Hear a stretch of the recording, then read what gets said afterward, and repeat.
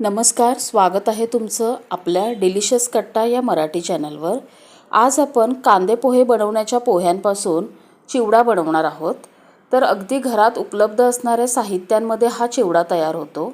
लहान मुलांना तर फारच आवडतो। छान कुरकुरीत टेस्टी असा चिवडा मधल्या वेळेत खाण्यासाठी तुम्हीही नक्की बनवा। तर चला, हा चिवडा बनवण्यासाठी आपल्याला काय काय साहित्य लागणार आहे ते आपण बघूया। पोह्यांचा चिवडा करण्यासाठी इथे आपण काय काय साहित्य घेतलंय बघा। इथे मी कांदे पोहे करण्याचे जे पोहे असतात ते अर्धा किलो घेतलेत। हे बघा, हे आपले कांदे पोहे करण्याचेच पोहे आहेत। हे मी अर्धा किलो घेतलेत। थोडे सुके खोबऱ्याचे काप घेतलेत। फुटाण्याची डाळ एक लहान वाटी घेतले। एक लहान चमचा आपण हळद घेतली आहे। इथे शेंगदाणे घेतलेत। मीठ घेतलंय 1-1.5 चमचा। इथे धने जिरे पावडर एक 3 चमचे घेतले आणि हा एव्हरेस्टचा तिखा लाल आहे। तुम्ही बेडगी मिरचीचा तिखट वापरलं तरी चालेल। आता हे मी सगळं या चमच्याने मोजून घेतले। आता हे मिरची पावडर हे 3 चमचे आहे।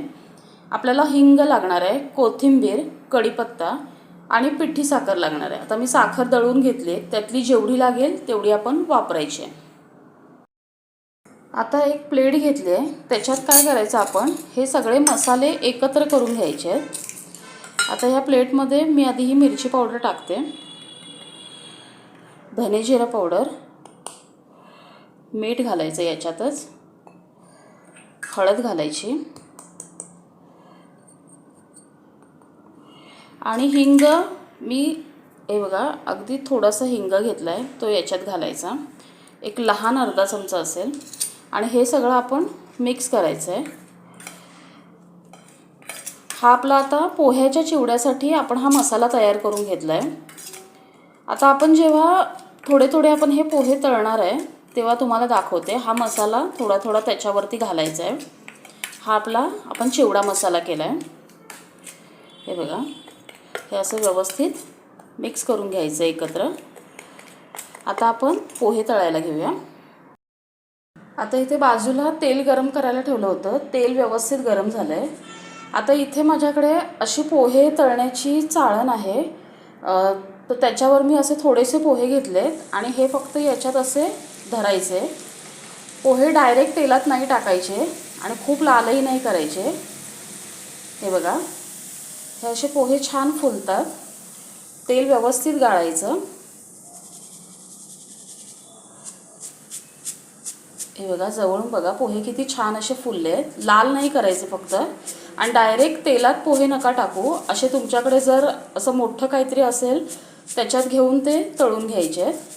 तर ह्याचं तेल व्यवस्थित काढायचं आणि इथे बाजूला एका ताटात काढते, परत दाखवते। हे बघा, परत मी असे ह्याच्यावरती पोहे घेतलेत, फक्त हे असे ठेवायचे, ते छान असे फुलतात।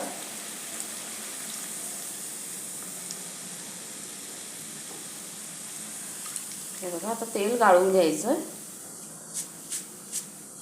तेल फक्त व्यवस्थित काढायचं। छान कुरकुरीत असा हा चिवडा तयार होतो आणि अगदी घरच्या साहित्यात। याच्यासाठी वेगळा काही असे पोहे बाजारातून विकत आणायची गरज नाही आहे। हे बघा, हे तेल मी असं व्यवस्थित काढून घेते।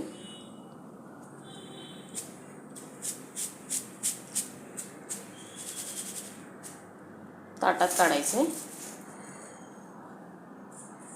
अजून थोडे घालते।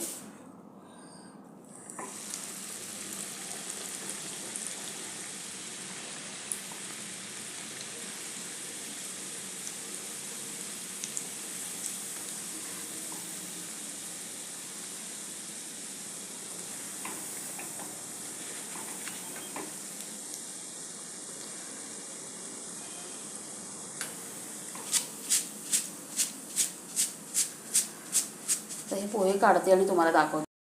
आता मी जे 3 वेळा तळून घेतलेत ते पोहे घेतलेत। आता हे पोहे गरम असतानाच याच्यावरती असं थोडं थोडं आपण तयार केलेला मसाला शिंपडून घ्यायचा आहे। थोडी पिठी साखर घालायची,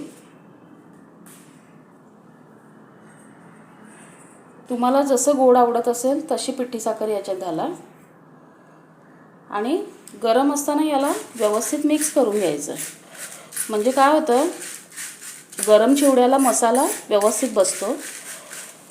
गार झाल्यावरती नाही करायचं, गरम असतानाच हा हलवायचा असा व्यवस्थित.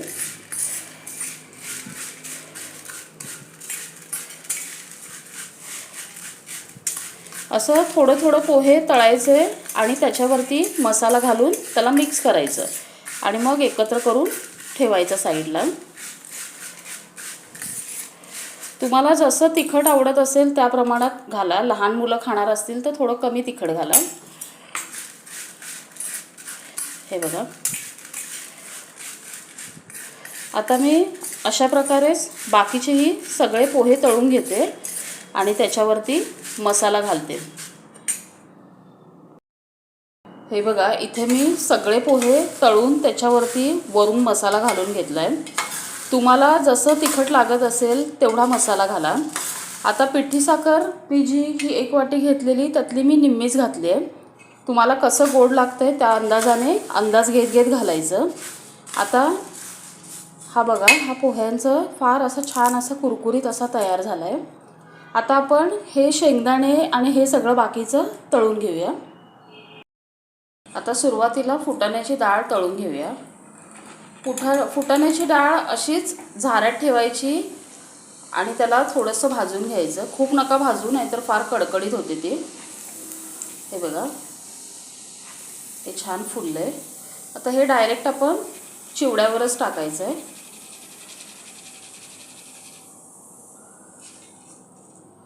याच्यातच शेंगदाणे घालूया. शेंगदाणे हे असेच तळून घ्यायचे.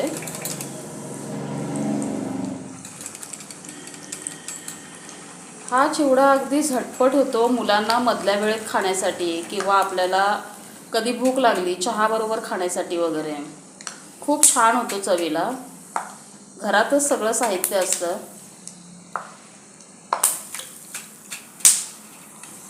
हे बघा, असे शेंगदाणे व्यवस्थित भाजून घ्यायचे.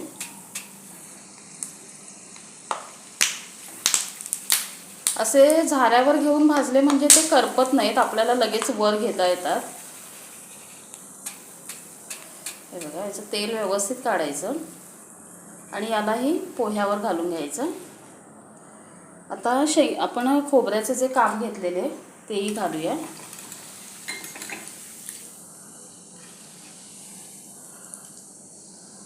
खोबऱ्याचे काप छान भाजायचे व्यवस्थित.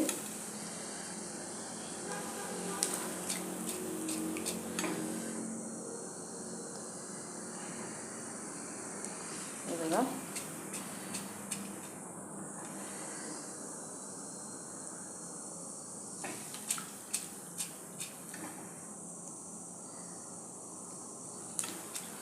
अर्धा किलो पोह्यांचा भरपूर चिवडा तयार होतो. जवळजवळ 1 किलो त्याच्या म्हणजे पोह्यांच्या डबल तो चिवडा होतो. 1 किलोचा चिवडा तयार होतो.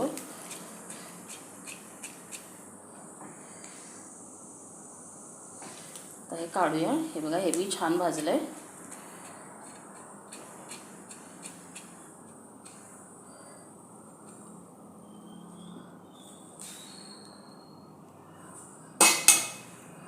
तर याच्यातच घालूया कढीपत्ता.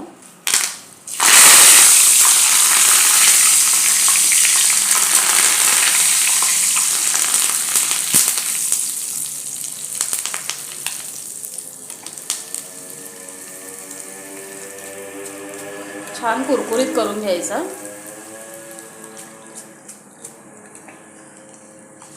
कढीपत्ताही भाजलाय.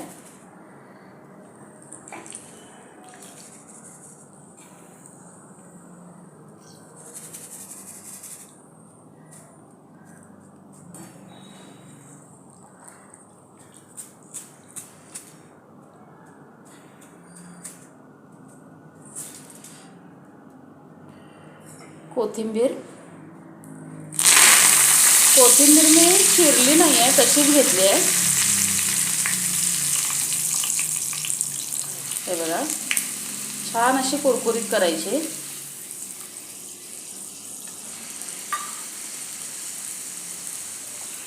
सगळं असं झाऱ्यात घेऊनच भाजायचं म्हणजे लगेच वर काढता येतं आपल्याला, करपत नाही काय.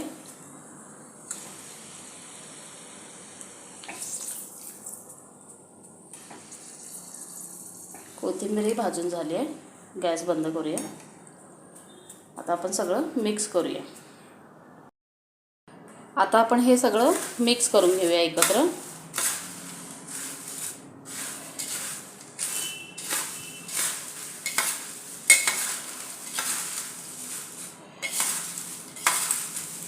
हे बघा, खूप छान कुरकुरीत असा हा चिवडा तयार झाला आहे.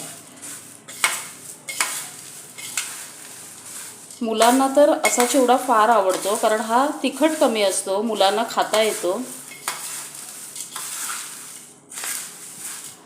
हे बघा, आता हे सगळं मिक्स करून घेतलं आहे मी व्यवस्थित. असा चिवडा तुम्ही एकदा नक्की ट्राय करा.